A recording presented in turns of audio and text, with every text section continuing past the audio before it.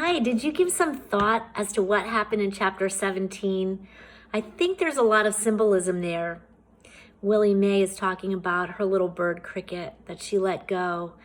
And Rob is remembering a time when his dad actually shot a little tiny bird out of the sky just to see if he could. What does that mean to us? I wonder. We're going on to chapter 18 in The Tiger Rising.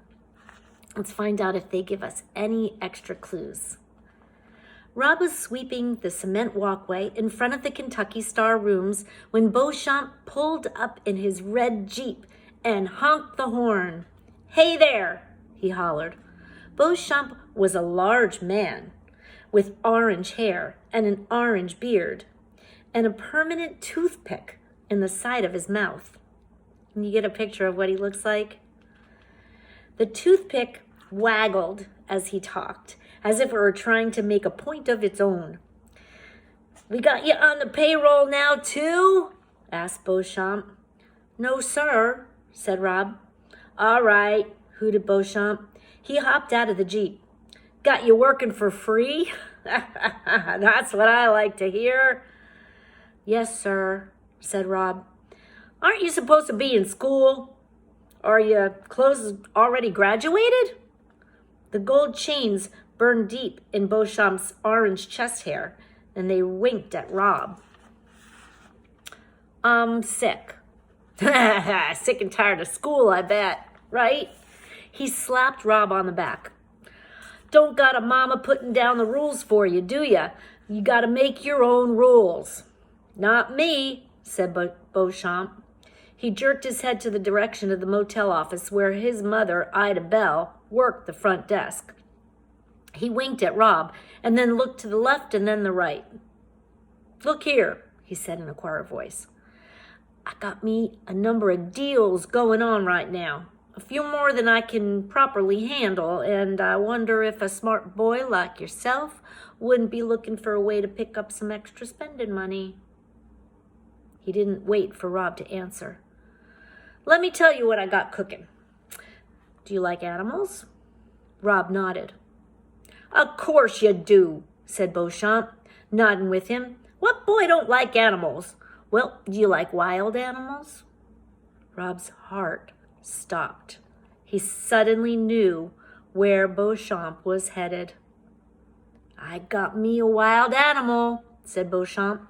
"I got me a wild animal like you would not believe, right here on my own property, and I got some plans for him, big plans. But in the meantime, he needs some taking care of. He needs some daily maintenance. You following me?" "Yes, sir," said Rob. "All right," said Beauchamp. He slapped Rob on the shoulder again. "Why don't you climb on into this Jeep and let me take you for a ride and show you what I'm talking about?" "Well, I'm supposed to sweep," said Rob. He held up the broom. "Say what?" said Beauchamp, suddenly angry. "Your daddy, he ain't the boss. I'm the boss. And if I say let's go, then we go." "All right," said Rob. He looked over his shoulder, wishing fervently that Willie Mae or his father would appear to save him from Beauchamp, knowing at the same time that he could not be saved, that he was on his own. "Good.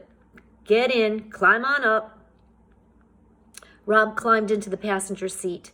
There was a big brown grocery bag at his feet. "Go on. Put that in the back," said Beauchamp as he swung into the driver's seat. The bag was heavy and it stunk. Rob carefully put it on the floor in the back, and then he noticed his hands. There was blood on his fingers. That's just from the meat," said Beauchamp. "It won't hurt you none." He cranked the engine. It roared to life, and they went tearing around behind the Kentucky Star and into the woods. Beauchamp drove like he was crazy. He gunned for trees and then swerved away from them at the last minute, whooping and hollering the whole time. "You ain't gonna believe what I got in those woods," Beauchamp hollered at him. "No, sir," said Rob weakly. What? Beauchamp shouted. No, sir, I'm not going to believe it, said Rob. But he did believe it. He believed it with all his heart. Where are they headed? I wonder what Beauchamp's going to ask him to do. I wonder how Rob is feeling right now. Do you think he's feeling like excited that he's part of this? Or do you think he's feeling afraid? Or maybe a little bit of both? Stop and jot and write down your thoughts.